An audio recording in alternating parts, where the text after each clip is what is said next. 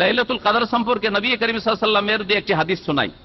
বুখারী মুসলিম হাদিস রয়েছে, তাহাররাউ লাইলাতুল কদরি ফিল আশরিল আওয়াখির মিন রমাদান, রমজান মাসের শেষ 10টি রাতে তোমরা লাইলাতুল কদর তলাশ করো। শেষ 10টি রাতে, তাহলে আজকে থেকে শুরু করবেন, জোড়া বেজোড়া সবগুলি রাতে তলাশ করবেন। এটা হচ্ছে নবী সাল্লাল্লাহু আলাইহি ওয়াসাল্লামের প্রথম হুকুম। গুরুত্ব সহকারে আমল করার চেষ্টা করবেন। আর কেউ যদি না পারেন তো বেজোড়গুলিতে করবেন। এই মর্মে হাদিস শোনেন, নবী করিম সাল্লাল্লাহু আলাইহি ওয়াসাল্লাম হাদিস বুখারীতে রয়েছে, তাহাররাউ লাইলাতুল কদরি ফিল বিত্রি মিনাল আশির আওয়াখির মিন রমাদান, রমজান মাসের যে শেষ 10 দিন রয়েছে, এই শেষ 10 দিনের বেজোড় রাতগুলিতে তোমরা লাইলাতুল কদর তলাশ করো।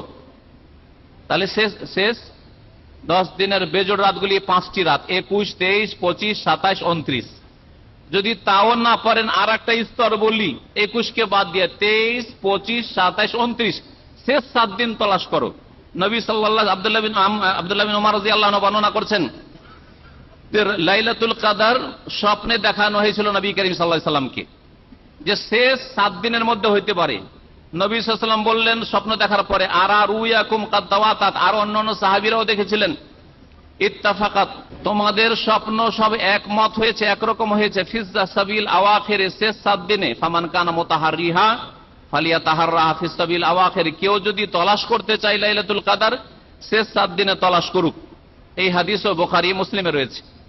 সহিহ মুসলিমে রয়েছে যে দেখো, তোমরা যদি দুর্বল হয়ে পড়ো আর প্রতিটি রাতে না জাগতে পারো, তাহলে ফাইন যাওফা আহাদুকুম আও আজেজা, কেউ যদি দুর্বল হয়, অসুস্থ হয়, অপারগ হয়ে যায়, ফালা ইউগলাবান্না আলা সাবিল বাওয়াকি, শেষ দিকের 7টি দিনে তোমরা অবহেলা করিও না। 7টি দিন 23, 24, 25, 26, 27, 28, 29, হ্যাঁ, এই 7টি রাতে তোমরা কোন রকমের গাফিলতি করিও না, এই কথা নবী করিম সাল্লাল্লাহু আলাইহি ওয়াসাল্লাম বলেছেন।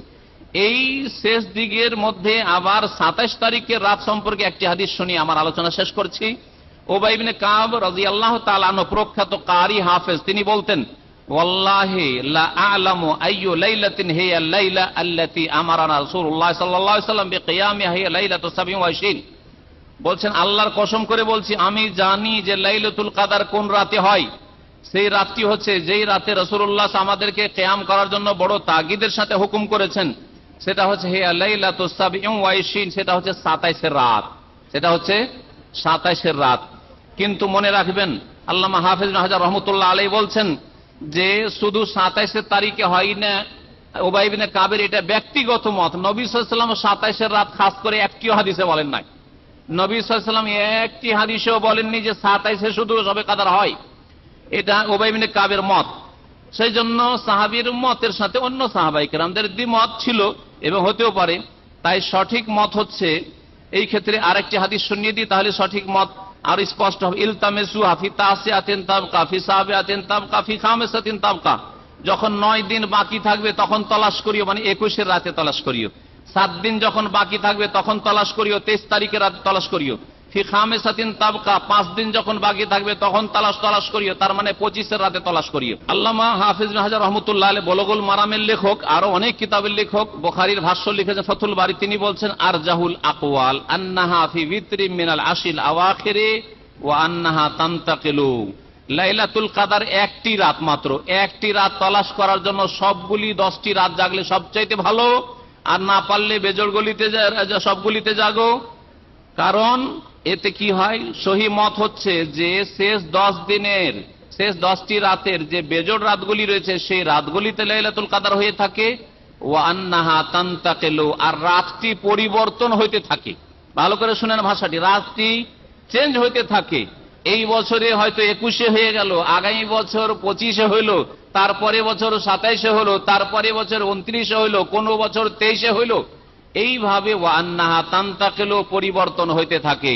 শুধু একটি রাত জাগলে হয়তো 10 বছর 20 বছর চলে যাবে, লাইলাতুল কদরই পাবেন না হয়তো আপনি, কি সারা জীবনটাই চলে যাবে হয়তো পাবেন না আপনি। শুধু 27 জাগছেন, দেখা গেল যে আপনার লাইফে 27 একবারও লাইলাতুল কদর হলো না, এটা হয়ে যেতে পারে।